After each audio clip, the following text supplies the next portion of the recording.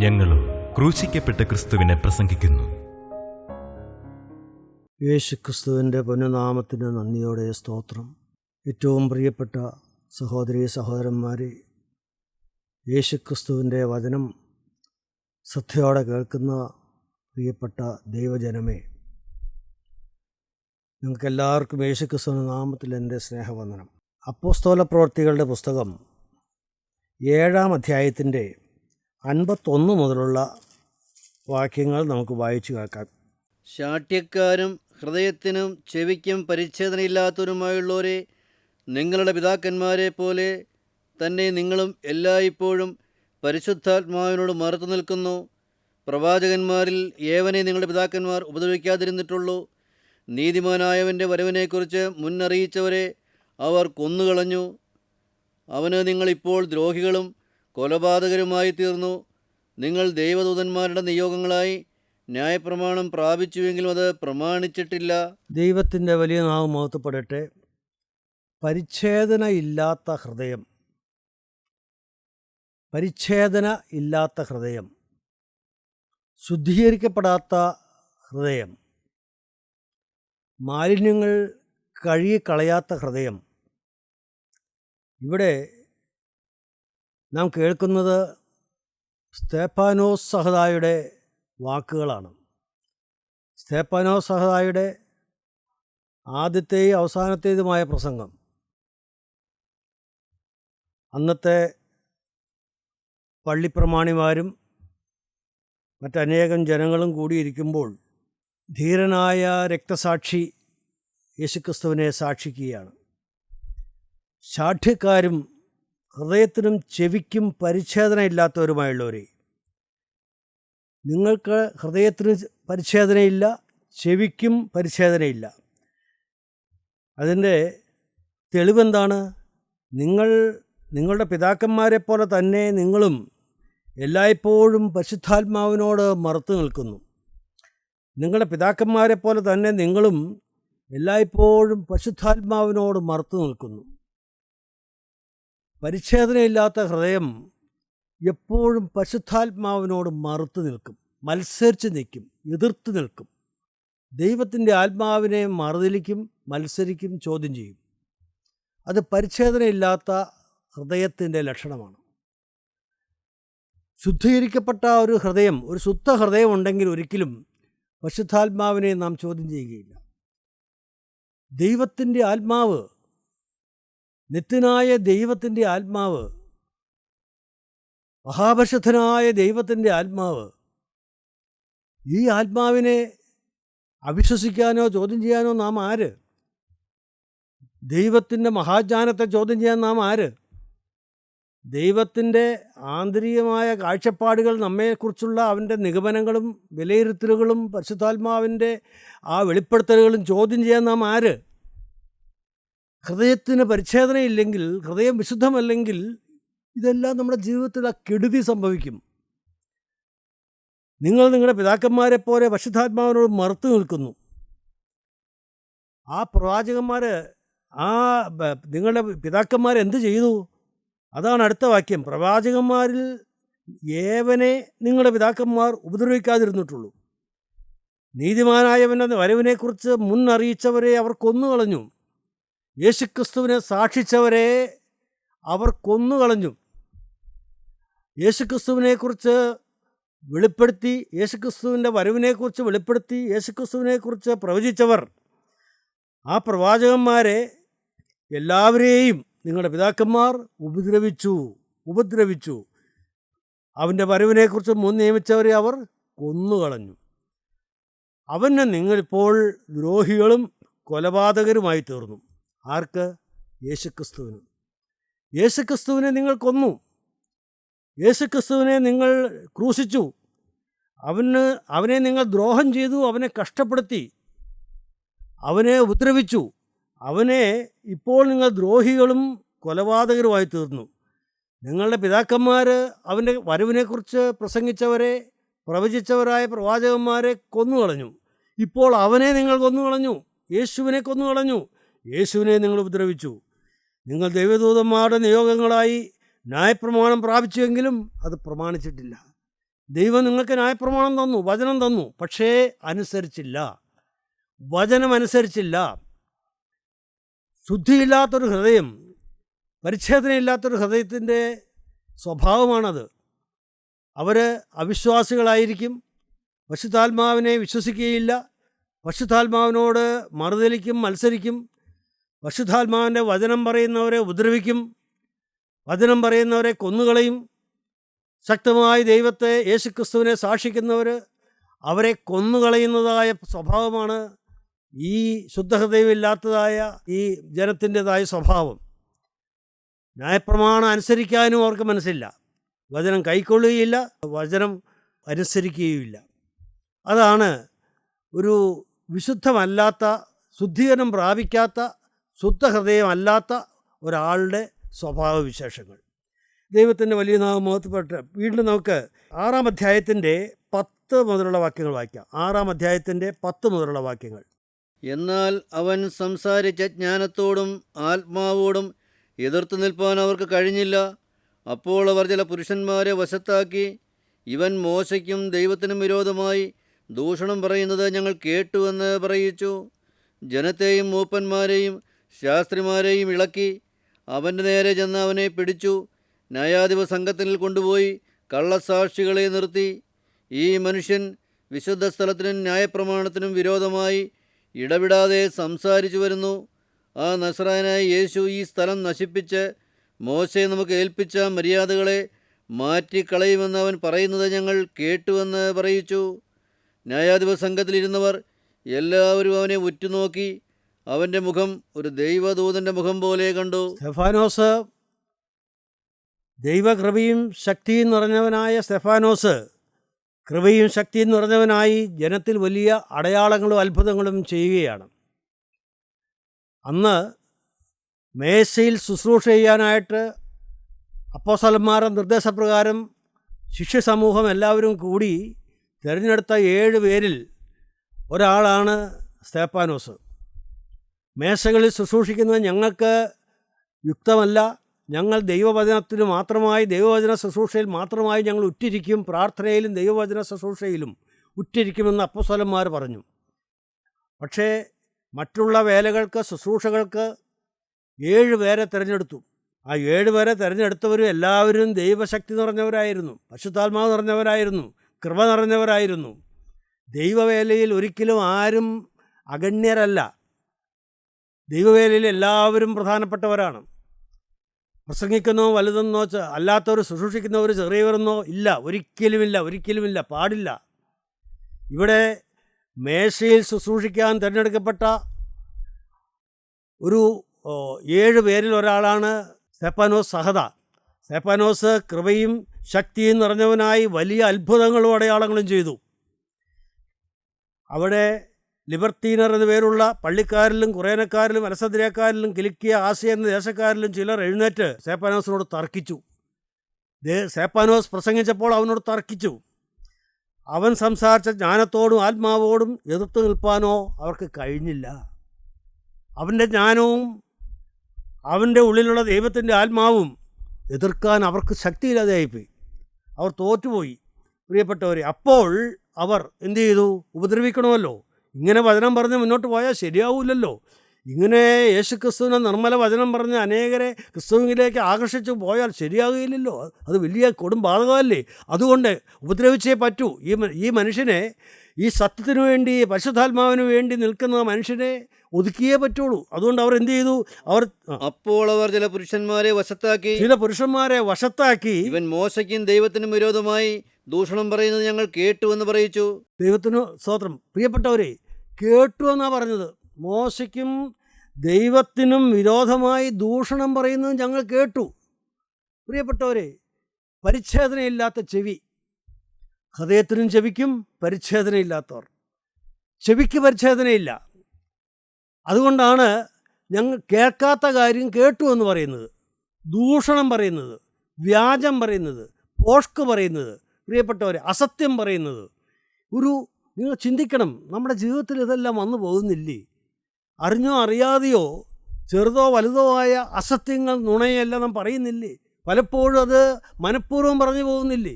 എന്തേ കാരണം? ഹൃദയത്തിനും ചെവിക്കും പരിച്ഛേദനയില്ല, ശുദ്ധമല്ല, പാപം കിടക്കുന്നു. നമ്മുടെ ഉള്ളിൽ പാപം കിടക്കുന്നു. പ്രിയപ്പെട്ടവരെ, വളരെ അപകടമാണത്. അങ്ങനെ ഒരു സ്വഭാവം നമ്മിൽ ഉണ്ടെന്ന് നാം തിരിച്ചറിയണം. ഇവിടെ പറയുകയാണ്, അവർ ചില പുരുഷന്മാരെ വശത്താക്കി ഇവൻ മോശയ്ക്കും ദൈവത്തിനും വിരോധമായി ദൂഷണം പറയുന്നത് ഞങ്ങൾ കേട്ടു എന്ന് പറയിച്ചു. അവരെ കൊണ്ട് പറയിക്കുകയാണ്. ജനത്തെയും മുപ്പന്മാരെയും ശാസ്ത്രിമാരെയും ഇളക്കി അവൻ്റെ നേരെ ചെന്നു. അവനെ ന്യായാധിപ സംഘത്തിൽ കൊണ്ടുപോയി കള്ളസാക്ഷികളെ നിർത്തി. ഈ മനുഷ്യൻ വിശുദ്ധ സ്ഥലത്തിനും ന്യായപ്രമാണത്തിനും വിരോധമായി ഇടപെടാതെ സംസാരിച്ചു വരുന്നു. അവിടെയും ദൂഷണമാണ്. കേൾക്കാത്ത കാര്യം എതിരായിട്ടാണ് പറയുന്നതെന്നാണ്. ഈ വിശുദ്ധ സ്ഥലത്തിനും ന്യായപ്രമാണത്തിനും വിരോധമായി ഇടപെടാതെ സംസാരിച്ചു വരുന്നു.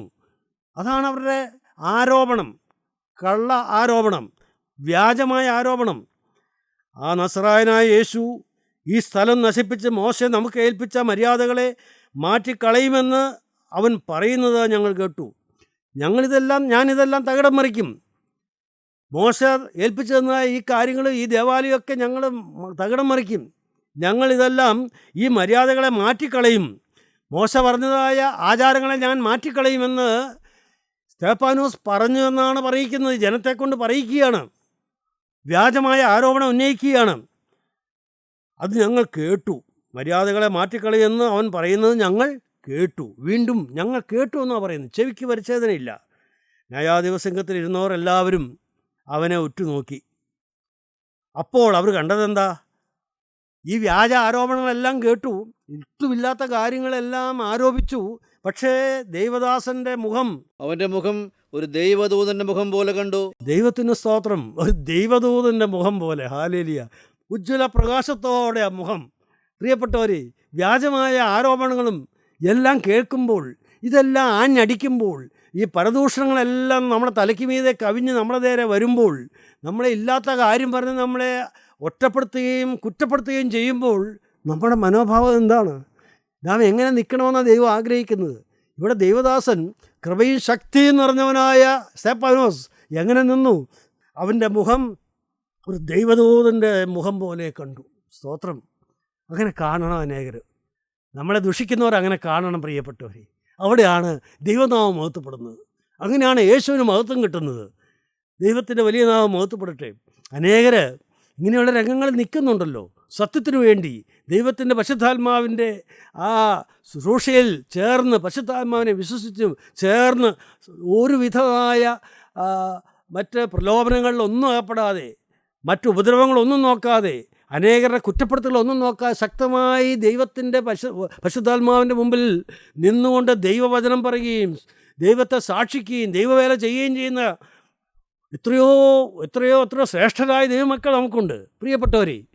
അവരാരും ഈ വ്യാജ ആരോപണങ്ങളെല്ലാം കേട്ടിട്ടും അവരെ ഏശുന്നില്ല. ഏശരുത് പ്രിയപ്പെട്ടവരെ. അതൊരു വലിയ പാഠമാണ്. ദൈവത്തിൻ്റെ വലിയ നാമം മഹത്വപ്പെടട്ടെ. ഹൃദയത്തിനും ചെവിക്കും പരിച്ഛേദനയില്ലാത്തവർ ദൈവത്തിൻ്റെ വലിയ നാമം മഹത്വപ്പെട്ടു. വീണ്ടും 7-ാം അധ്യായത്തിൻ്റെ 57 മുതലുള്ള വാക്യങ്ങൾ വായിക്കാം. അവർ ഉറക്കെ നിലവിളിച്ചു, ചെവി പൊത്തിക്കൊണ്ട് ഒന്നിച്ച് അവൻ്റെ നേരെ പാഞ്ഞു ചെന്നു. അവനെ നഗരത്തിൽ നിന്ന് തള്ളി പുറത്താക്കി കല്ലെറിഞ്ഞു. സാക്ഷികൾ തങ്ങളുടെ വസ്ത്രം ശൗൽ എന്നു പേരുള്ള ഒരു ബാല്യക്കാരൻ്റെ കാൽക്കൽ വെച്ചു. കർത്താവായ യേശുവേ, എൻ്റെ ആത്മാവിനെ കൈക്കൊള്ളണമേ എന്ന് സ്തേഫാനോസ് വിളിച്ചപേക്ഷിക്കയിൽ അവർ അവനെ കല്ലെറിഞ്ഞു. അവനോ മുട്ടുകുത്തി, കർത്താവേ, അവർക്ക് ഈ പാപം നിർത്തരുതേ എന്ന് ഉച്ചത്തിൽ നിലവിളിച്ചു. ഇത് പറഞ്ഞിട്ട് അവൻ നിദ്ര പ്രാപിച്ചു. ദൈവത്തിൻ്റെ വലിയ നാമം മഹത്വപ്പെടട്ടെ.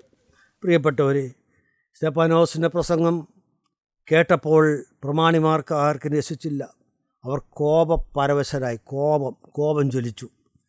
അവനെ പല്ല് കടിച്ചു, അവൻ്റെ നേരെ പല്ല് കടിച്ചു. അവനോ പരിശുദ്ധാത്മാവ് അറിഞ്ഞവനായി. കോപം ജ്വലിച്ച് ശത്രു പല്ല് കടിക്കുമ്പോൾ ദൈവവേദലേ, നീ പരിശുദ്ധാത്മാവ് നിറഞ്ഞവനായി മാറണം. പരിശുദ്ധാത്മാവ് നിറഞ്ഞവനായി സ്വർഗത്തിലേക്ക് ഉറ്റുനോക്കി. പറയുന്ന മനുഷ്യരെ നോക്കിയില്ല, അവരുടെ മനോഭാവം എന്താണെന്ന് നോക്കിയില്ല, അവരോട് പരിഭവം വന്നില്ല. പ്രിയപ്പെട്ടവരെ, അവരോട് മറുപടി പറയാൻ നിന്നില്ല. എപ്പോഴും നാം ഓർത്തുകൊള്ളണം, യേശുക്രിസ്തുവാണ് നമ്മുടെ മാതൃക. നമുക്ക് പിന്തുടരുവാൻ അവർ നല്ലൊരു മാതൃക വെച്ചു പോയിരിക്കുന്നു. പീലാത്തോസ് പലവട്ടം ചോദിച്ചു, ഇവർ നിന്നെക്കുറിച്ച് എന്തെല്ലാമാണ് പറയുന്നത്, എന്തെല്ലാം ആരോപണങ്ങളാണ് നിന്നെക്കുറിച്ച് പറയുന്നതെന്ന് കർത്താവിനോട് ചോദിച്ചു. കർത്താവ് ഒന്നും മിണ്ടിയില്ല. കർത്താവ് സൈലൻ്റായി നിന്നു. But that silence was powerful. ആ സൈലൻസ് വളരെ പവർഫുള്ളായിരുന്നു. കർത്താവ് ഒന്നും മിണ്ടിയില്ല. അത് പീലാത്തോസിനെ ചിന്തിപ്പിച്ചു. ഇവൻ സാക്ഷാൽ ദൈവപുത്രൻ അല്ലെങ്കിൽ ഇങ്ങനെ നിൽക്കാൻ പറ്റുകയില്ലല്ലോ, ഇങ്ങനെ പ്രതികാരം ചെയ്യാതെ നിൽക്കാൻ പറ്റുമോ? അവൻ ഒന്നും മറുപടി പറഞ്ഞില്ല. ഒരു മറുപടിയും കർത്താവ് പറഞ്ഞില്ല. മനുഷ്യർ അറിയാതെ ദുഷിക്കുമ്പോൾ, അവർക്കൊന്നും അറിയാതെ അവർ നമ്മെ ദുഷിക്കുകയും ഉപദ്രവിക്കുകയും ചെയ്യുമ്പോൾ നമുക്ക് മറുപടിയില്ല, അവരോട് മറുപടിയില്ല. അപ്പോൾ ദേവദാസൻ ചെയ്യേണ്ടതെന്താണ്? ഒരു യഥാർത്ഥ ദൈവം ചെയ്യേണ്ടതെന്താണ്? സ്വർഗത്തിലേക്ക് നോക്കും, യേശുക്രിസ്തുവിനെ നോക്കും, ക്രിസ്തുവിൻ്റെ മുഖത്തേക്ക് നോക്കും. പ്രിയപ്പെട്ടവരെ, അപ്പോഴാണ് പരിശുദ്ധാത്മാവ് ഇടിച്ചിറങ്ങി വരുന്നത്. അപ്പോഴാണ് സമാധാനം കിട്ടുന്നത്. അപ്പോഴാണ് സന്തോഷം കണ്ടെന്നറിയുന്നത്. അപ്പോഴാണ് ശക്തി ലഭിക്കുന്നത്. അപ്പോഴാണ് യേശുവിനെ ശക്തമായി സാക്ഷിക്കുവാൻ കൃപ കിട്ടുന്നത്. അവൻ പരിശുദ്ധാത്മാവ് നിറഞ്ഞവനായി സ്വർഗത്തിലേക്ക് ഇട്ടു നോക്കി. ദൈവമഹത്വവും ദൈവത്തിൻ്റെ വലതുഭാഗത്ത് യേശു നിൽക്കുന്നതും കണ്ടു. പീഡയുടെ മധ്യത്തിൽ നിങ്ങൾ സ്വർഗത്തിലേക്ക് നോക്കിയാൽ യേശു പിതാവിൻ്റെ വലത്തുഭാഗത്ത് നിൽക്കുന്നത് കാണാം. ഇവിടെ ഒരു ദൈവദാസൻ പീഡയേക്കുന്നു. ഇവിടെ ഒരു ദൈവദാസനെ കൊല്ലാൻ പോകുന്നു. എല്ലാം ദൈവം മുൻകൂട്ടി കണ്ടു. ഇവനെ കൊല്ലും, തൻ്റെ പ്രിയദാസനെ, പ്രിയമകനെ കൊല്ലും അവർ. അത് കർത്താവ് കണ്ടു. കർത്താവ് മുന്നമേ അറിഞ്ഞല്ലോ. കർത്താവ് ആ രംഗത്ത്, വളരെ ആ ഗൗരവമായ രംഗത്ത്, ഭൂമിയിൽ ഇതുപോലെയുള്ള നിഷ്ഠൂരമായ ഒരു കാര്യം തൻ്റെ മകന് വേണ്ടി മകനെതിരായി ചെയ്യുമ്പോൾ കർത്താവ് എഴുന്നേറ്റ് നിന്നു. പ്രിയപ്പെട്ടവരെ, ദൈവത്തിൻ്റെ വലിയ നാം മഹത്വപ്പെട്ടു. നാം അതൊക്കെ ചിന്തിക്കുമ്പോൾ നമ്മുടെ പദവി എന്താണെന്ന് നമുക്ക് മനസ്സിലാകും. ഇന്ന് നമുക്ക് എന്തെല്ലാം നിന്ദകളോ ആക്ഷേപങ്ങളോ പീഡകളോ ഏറ്റാലും, പ്രിയപ്പെട്ടവരെ, നമ്മളെ അനേകർ വഞ്ചിച്ചാലും ചതിച്ചാലും, പ്രിയപ്പെട്ടവരെ, എൻ്റെ ദൈവത്തിന് സ്തോത്രം, നമ്മൾ നിരാശപ്പെടുകയില്ല. സ്വർഗത്തിലേക്ക് നോക്കുമ്പോൾ എൻ്റെ കർത്താവിൻ്റെ മുഖം കാണാം. ക്രൂശിക്കപ്പെട്ട യേശുവിൻ്റെ മുഖം കാണാം. ഉയർത്തെഴുന്നേറ്റ് ജീവിക്കുന്ന യേശുവിൻ്റെ മുഖം കാണാം. അപ്പോൾ ആ തേജസ് കൊണ്ട് നാം നിറയും. യേശുക്രിസ്തു നിൽക്കുന്നത് അവൻ കണ്ടു. അപ്പോൾ അവർ ഉറക്കെ നിലവിളിച്ചു, സ്വർഗം തുറന്നിരിക്കുന്നതും മനുഷ്യപുത്രൻ ദൈവത്തിൻ്റെ വലതുഭാഗത്ത് നിൽക്കുന്നതും ഞാൻ കാണുന്നുവെന്ന് സ്തെഫാനോസ് വിളിച്ചു പറഞ്ഞു. അപ്പോൾ അവർ ഉറക്കെ നിലവിളിച്ചു. ഉപദ്രവിച്ചവർ ഉറക്കെ നിലവിളിച്ചു. അവർക്ക് ദേഷ്യം സഹിക്കാൻ വയ്യ. അവർ നിലവിളിക്കുകയാണ്, ചെവി പൊത്തിക്കൊണ്ട്. എന്താണ് കേൾക്കാൻ വയ്യ? എന്ത്? അവർ ഇത്രയും ഉപദ്രവിച്ചിട്ടും ദേവദാസൻ പറയുകയാണ്, ഞാൻ സ്വർഗം തുറന്നിരിക്കുന്നത് കാണുന്നു, യേശുക്രിസ്തു എഴുന്നേറ്റ് നിൽക്കുന്നത് ഞാൻ കാണുന്നു, ഞാൻ ദൈവതേജസ് കാണുന്നു. ഓ എൻ്റെ ദൈവമേ, ഈ വലിയ സാക്ഷ്യം, തീയുടെ സാക്ഷ്യം, അത് കേട്ടപ്പോൾ അത് കേൾക്കാൻ വയ്യ. അവർ ചെവി പൊത്തി. പ്രിയപ്പെട്ട, തീയുടെ സാക്ഷ്യം വരുമ്പോൾ, പരിശുദ്ധാത്മാവിൻ്റെ വചനം വരുമ്പോൾ, തീയുള്ള വചനം വരുമ്പോൾ അനേകർ ചെവി പൊത്തുകയാണ്. ഇഷ്ടമല്ല, അത് കേൾക്കുന്നത് ഇഷ്ടമല്ല. പ്രിയപ്പെട്ടവരെ, അതെന്താണ്? അതെന്തുകൊണ്ട്? അവരുടെ ഹൃദയം ശുദ്ധമല്ല. അത് മലിനമായ ഹൃദയമാണ്. അത് ശത്രു അവകാശപ്പെടുന്നതായ ഹൃദയമാണ്. ശത്രു നശിപ്പിച്ച ഹൃദയമാണ്. ദൈവത്തിന് സ്തോത്രം. അവർ ചെവി പൊത്തിക്കൊണ്ട് ഒന്നിച്ച് അവൻ്റെ നേരെ പാഞ്ഞു ചെന്നു. രക്തസാക്ഷിയായ സ്തെഫാനോസിനെ അവൻ്റെ നേരെ അവർ പാഞ്ഞു ചെന്നു. അവനെ നഗരത്തിൽ തള്ളി പുറത്താക്കി കല്ലെറിഞ്ഞു. സാക്ഷികൾ തങ്ങളുടെ വസ്ത്രം ശൗൽ എന്നു പേരുള്ള ഒരു ബാല്യക്കാരൻ്റെ കാൽക്കൽ വെച്ചു. അത് പരിശുദ്ധാത്മാവ് മറച്ചു വയ്ക്കുന്നില്ല. അവിടെ ഒരാളുടെ പേര് കയറി വരുന്നുണ്ട്. പ്രിയപ്പെട്ടവരെ, ദൈവത്തിൻ്റെ പരിശുദ്ധാത്മാവ് എത്രയോ ഡെലിക്കേറ്റാണ്. ദൈവത്തിന് സ്തോത്രം. ആ ശൗലിൻ്റെ പേരവരെ ദൈവത്തിൻ്റെ ആത്മാവ് അവിടെ വെളിപ്പെടുത്തുകയാണ്. ഒരുവൻ ഈ ഉപദ്രവിക്കുന്നവന് വേണ്ടി അവിടെ ഈ സ്തെഫാനോസിനെ കല്ലെറിയാൻ കൂടിയിരിക്കുന്നവരുടെ വസ്ത്രം കാത്തുകൊണ്ട് ഒരാളപ്പുറം നിൽക്കുന്നുണ്ട്. അവന് ആരാകാൻ പോകുന്നു ദൈവം കണ്ടു. ഈ ശൗൽ ആരാകാൻ പോകുന്നു? യൂറോപ്പിനെയും ലോകത്തെയും കീഴ്വേൽ മറിക്കാനും പോകുന്നതായ ദൈവത്തിൻ്റെ വചനം ശക്തിയോടെ പ്രസ്താവിക്കുവാൻ ദൈവം കണ്ടിട്ടുള്ള ഒരാൾ അപ്പുറം മാറിയെന്ന് അവൻ്റെ വസ്ത്രം കാത്തുകൊണ്ടിരിക്കുകയാണ്. പ്രിയപ്പെട്ടവരെ, ഈ കല്ലെറിയുന്നവരെ വസ്ത്രം കാത്തുകൊണ്ട് അതിന് ഒത്താശ ചെയ്തുകൊണ്ട് നിൽക്കുകയാണ്. ഈ ശൗലിനെ ആരാക്കാനാണ് ദൈവം ആഗ്രഹിക്കുന്നത്? അവനെക്കുറിച്ച് ദൈവത്തിന് വലിയ പദ്ധതിയുണ്ട്. അതുകൊണ്ട് പരിശുദ്ധാത്മാവ് ഇവിടെ തന്നെ അവൻ്റെ പേര് റെഫർ ചെയ്യുകയാണ്. ശൗലിൻ്റെ പേരിവിടെ റെഫർ ചെയ്യുകയാണ്. പിൽക്കാലത്ത് സെൻ പോളാകാൻ, യേശുക്രിസ്തുവിൻ്റെ അരിമശിഷ്യനായി യേശുക്രിസ്തുവിന് വേണ്ടി മരിക്കാൻ, രക്തസാക്ഷിയാകാൻ ഓടാനുള്ളതായ ഒരാളെ യേശുവിനെ സാക്ഷിച്ചുകൊണ്ട്, ഇതാ ഞാൻ ആത്മാവിനാൽ ബന്ധിക്കപ്പെട്ടവനായി യെരുശലേമിലേക്ക് പോകുന്നു, ബന്ധനങ്ങളും കഷ്ടങ്ങളും എനിക്കായി കാത്തിരിക്കുന്നുവെന്ന് പരിശുദ്ധാത്മാവ് പട്ടണം തോറും സാക്ഷ്യം പറയുന്നതല്ലാതെ അവിടെ എനിക്ക് നേരിടുവാനുള്ള ഒന്നും ഞാൻ അറിയുന്നില്ല. എന്തും എനിക്ക് സംഭവിക്കാം. എങ്കിലും ഞാൻ എൻ്റെ പ്രാണനെ വിലയേറിയതായി എണ്ണുന്നില്ല. എൻ്റെ പ്രാണനെ ഞാൻ വിലയേറിയതായി എണ്ണുന്നില്ല. എൻ്റെ പ്രാണൻ എനിക്ക് പ്രശ്നമേ അല്ല. അതിനൊരു വിലയും ഞാൻ കൊടുക്കുന്നില്ല. മരിക്കട്ടെ, കൊല്ലട്ടെ, എൻ്റെ പ്രാണനെ ഞാൻ വിലയേറിയതായി എണ്ണുന്നില്ല. പക്ഷേ എനിക്കൊരു ലക്ഷ്യമുണ്ട്. എന്താണ് ലക്ഷ്യം? എൻ്റെ ഓട്ടവും ദൈവകൃപയുടെ സുവിശേഷത്തിന് സാക്ഷ്യം പറയേണ്ടതിന് കർത്താവായ യേശു തന്ന ശുശ്രൂഷയും തികയ്ക്കണമെന്നേ എനിക്കുള്ളൂ.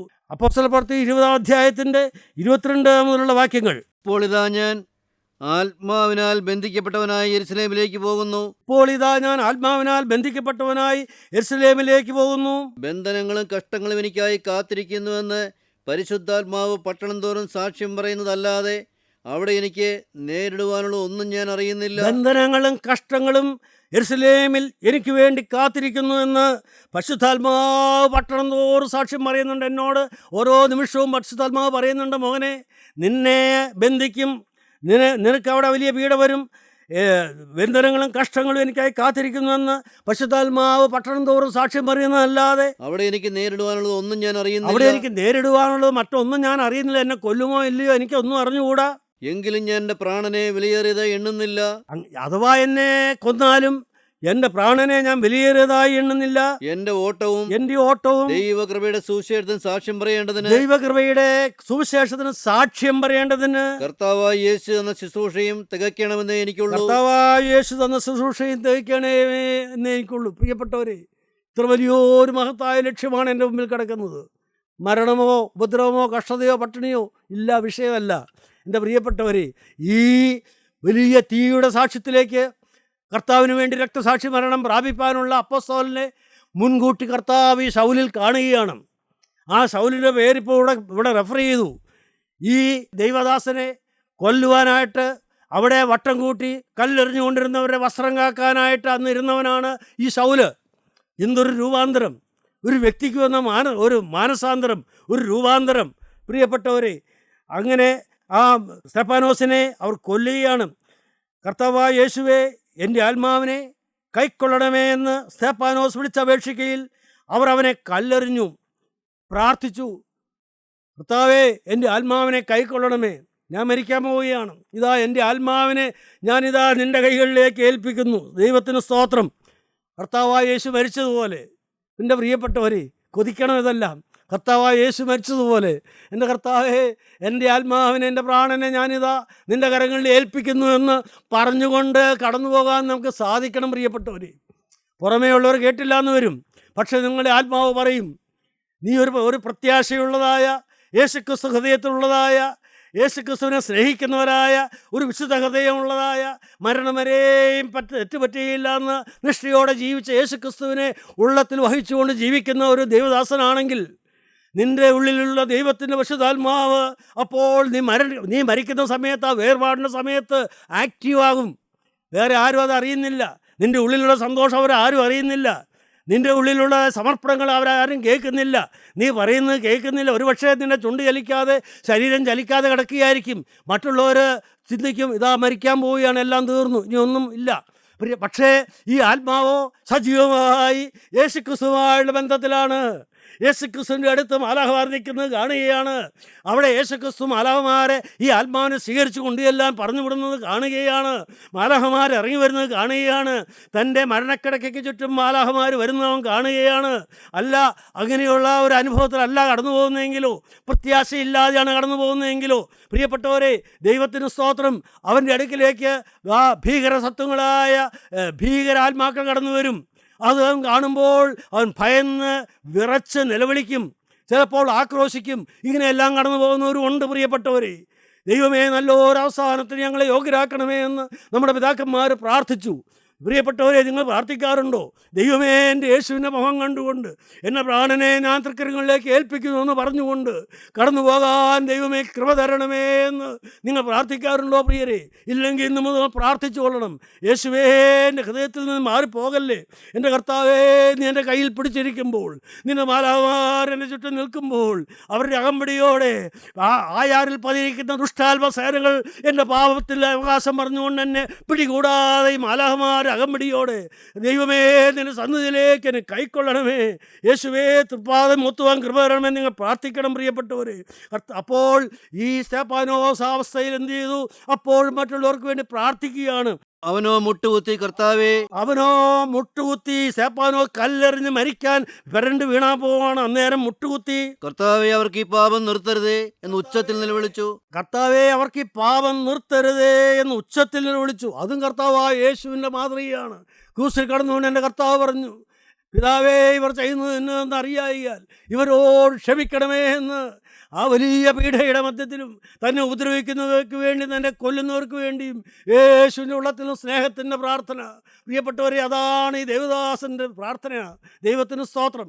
യേശുവിൻ്റെ ആത്മാവുള്ള ദേവദാസൻ്റെ പ്രാർത്ഥന. ആരോടും പകയില്ല, വിദ്വേഷമില്ല, അതൊന്നും ഉള്ളിലിരിക്കാൻ പാടില്ല. മരണസമയമാകുമ്പോഴത്തേക്കും അതിനു മുമ്പല്ല, എത്രയോ മുമ്പേ അതെല്ലാം ഏറ്റുപറഞ്ഞ് ഉപേക്ഷിച്ച് ഈ ഹൃദയം വിശുദ്ധമാക്കണം പ്രിയപ്പെട്ടവരെ. ഒരു ശുദ്ധ ഹൃദയം. ഓ ദൈവമേ, ഹൃദയശുദ്ധിയുള്ളവർ ഭാഗ്യവാന്മാർ, അവർ ദൈവത്തെ കാണും. നിങ്ങൾക്ക് കൊതിയുണ്ടോ പ്രിയപ്പെട്ടവരെ? നമുക്ക് നമ്മുടെ തലകളെ വണങ്ങാം. നിങ്ങൾ പ്രാർത്ഥിക്കണം പ്രിയപ്പെട്ടവരെ, ആത്മാർത്ഥമായി ഉള്ളുരുകി പ്രാർത്ഥിക്കണം. എൻ്റെ കർത്താവേ, ഇപ്പോൾ യേശു നമ്മുടെ അടുത്ത് നിൽക്കുകയാണ്. എനിക്ക് വേണ്ടി ക്രൂസിൽ പിടഞ്ഞ് മരിച്ച പ്രാണപ്രിയൻ, ഓ മരണസമയത്ത് തന്നെ ഉപദ്രവിക്കുന്നവർക്ക് വേണ്ടി പ്രാർത്ഥിച്ച പ്രാണപ്രിയൻ, ഓ തൻ്റെ ആ മരണസമയത്തും പിതാവിൻ്റെ കൈകളിൽ ജീവനെ ഭരമേൽപ്പിച്ചുകൊണ്ട്, പ്രാണനെ ഭരമേൽപ്പിച്ചുകൊണ്ട് കടന്നുപോയ പ്രാണപ്രിയനായ യേശു ഇപ്പോൾ സജീവമായി ഉയർത്തെഴുന്നേറ്റവനായ എൻ്റെ പ്രിയപ്പെട്ടവരെ, ഈ വചനത്തിൽ കൂടെ നിങ്ങളുടെ അടുക്കിലേക്ക് വരികയാണ്. യേശു നിങ്ങളുടെ അടുക്കൽ വന്ന് നിൽക്കുകയാണ്. അവൻ്റെ കരം നിങ്ങളെ നേരെ നീട്ടിയിരിക്കുകയാണ്. മോനെ, നിനക്ക് കൊതിയുണ്ടോ? നിന്റെ കരങ്ങളിൽ ഞാൻ പിടിക്കാൻ നിനക്ക് കൊതിയുണ്ടോ? അങ്ങനെ കൊതിയുള്ളവർ, അങ്ങനെ ആഗ്രഹമുള്ളവർ യേശുവിനോട് പറയൂ, യേശുവേ നീ എൻ്റെ കരങ്ങളിൽ പിടിക്കണമേ, ഇപ്പോൾ നീ എൻ്റെ ഹൃദയത്തിലേക്ക് വരണമേ, എൻ്റെ ഹൃദയം വിശുദ്ധമാക്കി തരണമേ, ഒരു നിർമ്മല ഹൃദയം എനിക്ക് തരണമേ, എൻ്റെ ചങ്കിലേക്ക് നീ എഴുന്നള്ളി വരണമേ. കർത്താവേ, എനിക്കൊരു ഭാഗ്യമരണം തരണമേ. യേശുവിൻ്റെ മുഖം കണ്ടുകൊണ്ട്, നിന്നെ സ്തുതിച്ചുകൊണ്ട്, ഹല്ലേലൂയ സ്തുതി ആർത്തുകൊണ്ട് നിന്റെ സന്നിധിയിലേക്ക് കടന്നു വരുവാൻ ദൈവമേ കൃപ തരണമേ. നിങ്ങൾ പ്രാർത്ഥിക്കൂ. കർത്താവേ അനുഗ്രഹിക്കണമേ. ഈ ഉള്ളത്തിൽ ആഗ്രഹം പേർന്ന മക്കളെ എൻ്റെ കർത്താവിൻ്റെ പൊന്നുകരം തൊട്ട് അനുഗ്രഹിച്ച് നിങ്ങളുടെ ബന്ധനങ്ങൾ അഴിക്കണമേ, ശാപദോഷങ്ങൾ നീക്കണമേ, പാപങ്ങളെല്ലാം ആ തങ്കത്തിരുവത്തോണ്ട് കഴുകണമേ. കർത്താവേ, മനസ്സറിഞ്ഞൊരു പാപം വരാതെ ജീവിപ്പാൻ ഞങ്ങൾ തീരുമാനിക്കുന്നു. യേശുവേ, തൃക്കരം എൻ്റെ ശിരസിൽ വെക്കണമേ, അനുഗ്രഹിക്കണമേ, തിരുരക്തത്തിൽ പൊതിയണമേ, സകല നന്മകളാൽ നിറയ്ക്കണമേ. യേശു ക്രിസ്തുവിൻ്റെ അതിപരിശുദ്ധ നാമത്തിൽ തന്നെ ആമേൻ.